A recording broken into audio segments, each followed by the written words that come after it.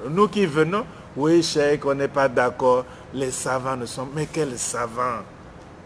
Les savants ne sont pas d'accord avec Cheikh Anta Diop. Les spécialistes, quels spécialistes? Il y a eu l'affrontement au Caire, finalement. Vous n'avez pas lu le truc du Caire? Alors, il y a eu le Caire à parler, non? Cheikh n'était pas... Mais comme Cheikh a gagné au Caire, bon, on dit qu'il est afrocentriste maintenant. Et ça veut dire quoi? Ça dit qu'ils sont eurocentristes contre nous et nous faisons aussi un racisme à rebours contre les Européens. Mais nous, les gens qui aiment le plus les hommes sur Terre, ce sont les Noirs. Nous aimons les Blancs, nous aimons les Jaunes, nous aimons tout le monde. Nous, on aime trop même. Oui, et on s'aime très peu soi-même, mais on aime tous les autres. On leur donne l'hospitalité, on leur donne tout ce qu'ils veulent. La mémoire, c'est comme... écoutez, il ne faut pas me demander à moi de dire le nom de votre père, de votre mère, de vos grands-parents. C'est vous qui devez me le dire. Mais dans notre cas, vous demandez à un autre qui n'est pas de votre famille de vous dire votre mémoire, vos ancêtres, votre histoire, votre biographie existentielle et existentielle. C'est ça l'erreur que nous... C'est ça l'histoire. Moi, c'est pas à moi de dire ton père est ceci. Mais ne me demande pas. Tu connais mieux que moi. Comment veux-tu me demander? Donc, il faut que les Africains récupèrent... Mais Marcus Garvey l'a dit. Il ne croit pas qu'un seul blanc puisse écrire l'histoire des Noirs avec quelques sympathies. Même la simple sympathie. Ils ne pourront pas. Mais pourquoi vous lisez le jour, mais il faut faire cette révolution, ne plus acheter leurs bouquins d'histoire sur nous.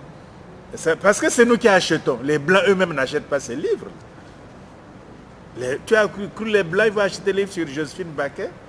Pour faire quoi? Dans leur bibliothèque, ils achètent autre chose. Ils n'achètent pas vos histoires-là. Sauf quelques africanistes. Mais le gros des Blancs ne vit pas dans cette littérature-là. C'est quelques gens qui servent de pions, c'est tout. Donc au fond, il faut que les Noirs ne demandent pas à un autre, dis-moi qui était mon ancêtre. Essaie de le trouver toi-même avec tes erreurs. Les Chinois ne demandent pas aux Japonais de dire l'histoire de la Chine. Les Indiens ne demandent pas aux Pakistanais de leur dire leur histoire, encore qu'ils soient en conflit. Les Français ne demandent pas aux Allemands d'écrire des livres d'histoire de la France pour les enseigner à l'école française. Les Allemands ne demandent pas aux savants français d'écrire l'histoire de l'Allemagne. Les Anglais n'attendent pas les savants hollandais ou les savants belges ou les savants français d'écrire la littérature anglaise et de l'enseigner à l'école en Angleterre. Hein? Et pourtant on enseigne ça en France. Et pourtant il y a des professeurs qui ont les doctorats dans la littérature anglaise. Mais ils enseignent en France, ils vont faire des conférences, mais on n'attend pas d'eux l'essentiel en Angleterre. Mais or nous attendons tout, absolument tout des étrangers. Et je te querelle, toi, parce que sur ce que quelqu'un a écrit. Hein? Je te querelle. J'ai dit oui, mais tu as lu Dupont a écrit ceci. Hein? Oui, tu as dit oui, la Vallée aussi a écrit ceci. Et nous nous querellons à cause de deux écrits par des étrangers sur notre histoire à nous deux. Alors que tu as la même formation exactement, sinon plus. En plus de cela, tu as la sympathie. Mais enfin, mais comment peut être aussi enfant? Et puis, que les autres là, de toute façon, il ne faut pas être impressionné. Il faut cesser d'être, même si on lit leurs livres, hein, même bon, coupons la poire en deux, lisons leurs bouquins, tout sur l'Afrique, d'accord. Mais il faut peut-être impressionné. Tout est faux dedans, d'un bout à l'autre. Il n'y a aucune seule vérité dans aucun livre d'aucun africaniste. Aucun. Donc, les livres là, bon, je ne veux pas les nommer, vous les connaissez, mais lisez parce qu'ils sont au programme, achetez parce que c'est l'environnement, mais je vous garantis qu'il n'y a aucune parcelle de vérité dedans. Tous les livres africanistes écrits par des africanistes français, italiens, portugais, espagnols, anglais, hollandais, c'est faux d'un bout à l'autre.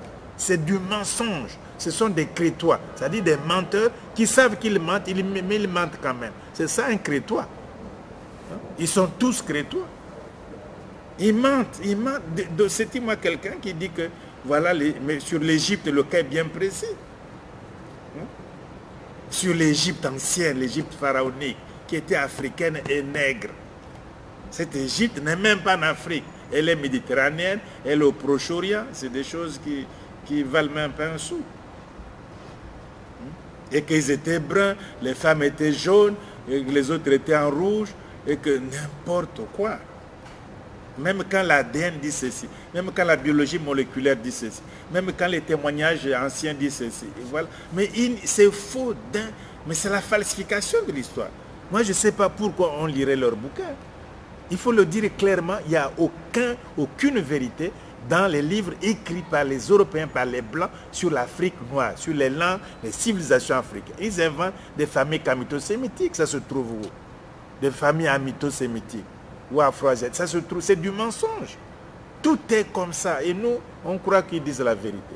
Non, c'est fini l'esclavage. C'est fini. Il ne faut pas avoir peur. Ils vont vous respecter. Un type qui n'est pas confiant en lui-même, comment voulez-vous que je le respecte? Mais comment veux-tu dire? Mais il flanche, il dit, oh, non, on ne peut pas respecter. On respecte un type qui est là, hein, une femme qui est là devant vous, avec son opinion, avec ses idées, capable de les défendre. Un jeune homme qui est là, avec ses idées, ce n'est pas l'arrogance, c'est eux qui sont arrogants. Nous ne sommes pas arrogants, mais nous, c'est la vérité qu'on recherche. C'est comme ça qu'il faut, ils vont vous respecter, ils vont vous appeler au dialogue, ils disent qu'on s'est trompé, etc. Mais nous ne voulons même pas les... non, cette situation doit changer. La génération là ne doit plus vivre comme ça. Il faut que la génération actuelle change ça. Hein, c'est fini. On a eu mais on a fait trop de compromis, ça nous a conduit. Mais ils vous utilisent quand vous êtes jeune, vigoureux. Une fois que vous êtes vieux, vous êtes dit, ils vous abandonnent. Parlons clairement et simplement. Vous voyez le cas de Senghor, non? Senghor a tout donné à la France.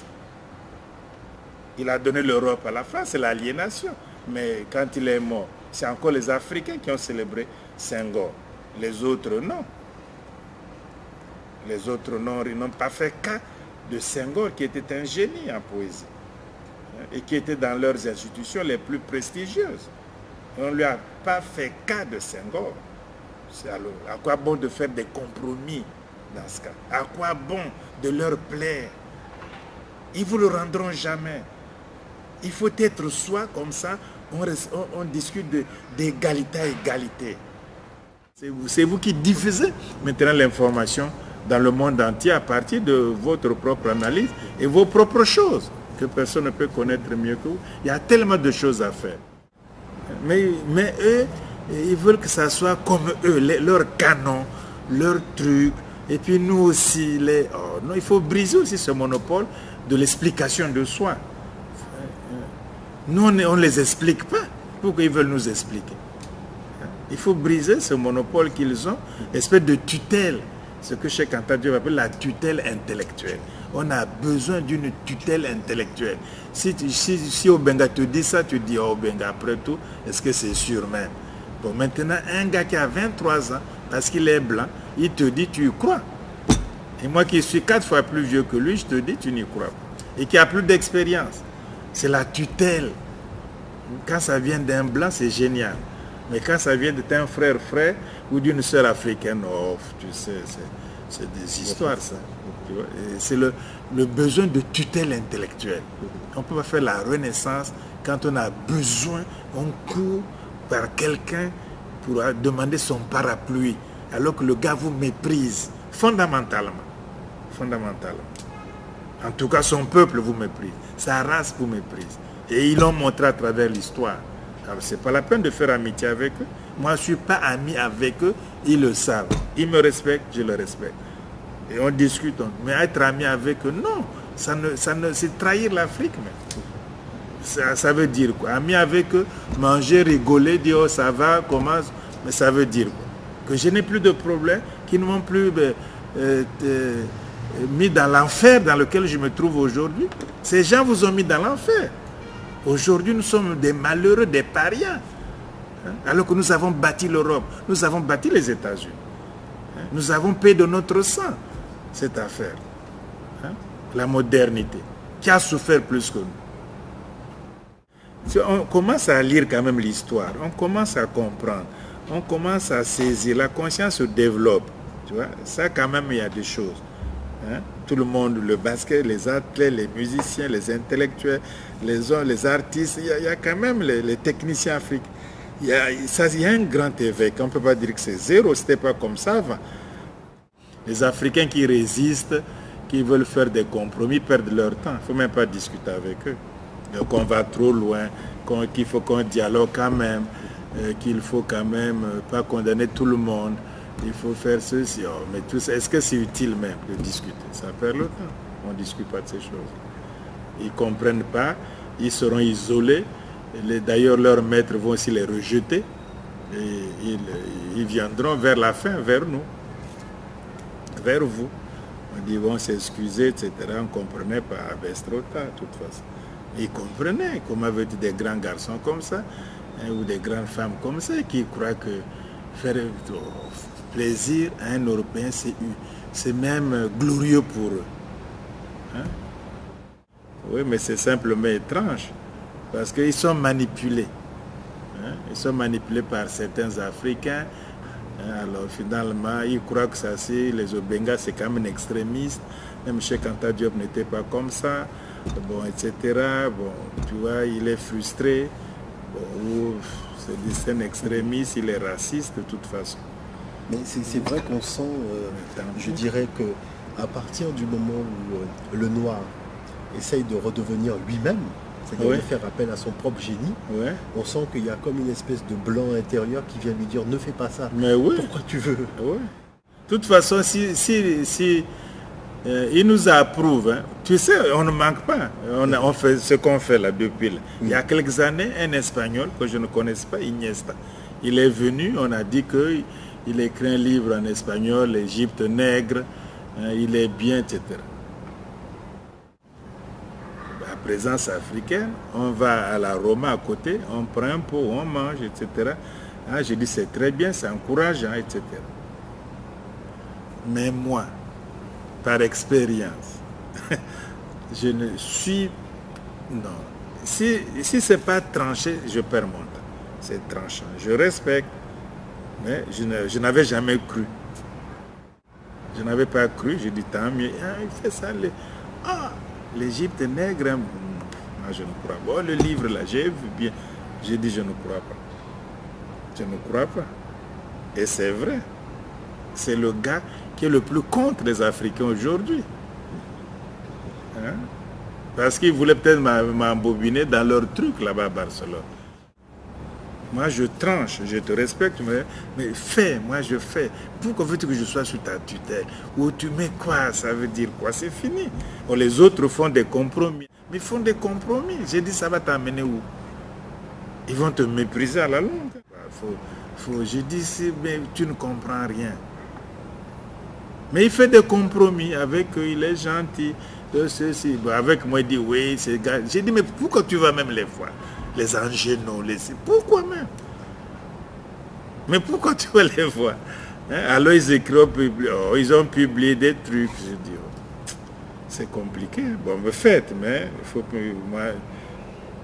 Bon, je reste poli, mais vous savez que je ne peux pas changer. Mais je remarquais, ne serait-ce que la semaine dernière, le dédain des historiens occidentaux par une anecdote très simple. Quand on fait l'histoire de Chine, on va considérer normal de s'appuyer sur les écrits des historiens chinois. On va faire l'histoire du Japon, on va considérer normal de s'appuyer sur les écrits des historiens japonais. Mais quand il s'agit de faire l'histoire de l'Afrique, on trouve normal qu'aucun travail réalisé par peu importe le spécialiste africain ne soit mentionné dans l'ouvrage. C'est-à-dire, on fait comme si il n'y avait aucun Africain, même Africain de la diaspora, qui ne s'était jamais interrogé sur le passé de l'Afrique. Et c'est ça qui montre vraiment une attitude dédaigneuse. Parce que la science... Même quand ils étudiaient la Guadeloupe, jamais ne mentionnent Henri Bakou. Jamais. Qui a écrit au moins 2-3 volumes sur la Guadeloupe. Il cite jamais. Bangou n'est cité dans aucun ouvrage. Non. Ça les regarde. Même il cite un certain Prévert qui aurait étudié, soit disant... Le Saint-Jean Perse, par exemple. Les montagnes pelées ou des conneries comme ça. D'ailleurs, ça ne s'appelle pas montagne pelée. C'est qui ont donné le nom. Tout à fait. Il y a le vrai nom. Non, mais de toute façon, ça te montre quoi? C'est que il faut on a fait la connaissance, c'est la fin de l'africanisme. Point final. C'est la fin de l'Afrique. Ils continuent à faire, vous faites. Il faut pas, ils ont un salaire, ils ont des missions à accomplir, ils ont des habitudes, on leur demande, le pouvoir politique leur demande de contrôler l'intelligentsia africaine, antillaise et tout. Qu'est-ce qu'ils font? Quelles sont les idées? Les chamoiseaux, les sécréolités, ils poussent ces discours-là, ils leur donnent des sous pour faire les discours en dormeur. Tu vois, bon, ça c'est leur mission. Mais vous comprenez que un autre groupe ne peut pas être contrôlé. Il faut refuser le contrôle intellectuel. Il y a l'amitié, il y a le dialogue, on discute, on respecte, mais tu n'as pas besoin de quelqu'un qui connaît moins que toi, de lui demander la bénédiction, de faire ce que tu as à faire pour toi, pour ton peuple, pour ta race, pour ta mission ici sur Terre. Nous vivons très peu de temps sur Terre. Mais on ne peut pas vivre âgé et sous la tutelle de quelqu'un. Ça, c'est vous cherchez la domination de votre propre peuple. Il faut que quelqu'un parte, qu'il y ait des gens, pas des révoltés, mais des gens dignes comme vous. C'est la dignité. Gardez votre dignité. C'est tout. Ils jugeront que c'est arrogant, c'est pédant, et ils ne connaissent pas, ils sont fanatiques. D'accord. C'est votre jugement. Pour moi, c'est la dignité.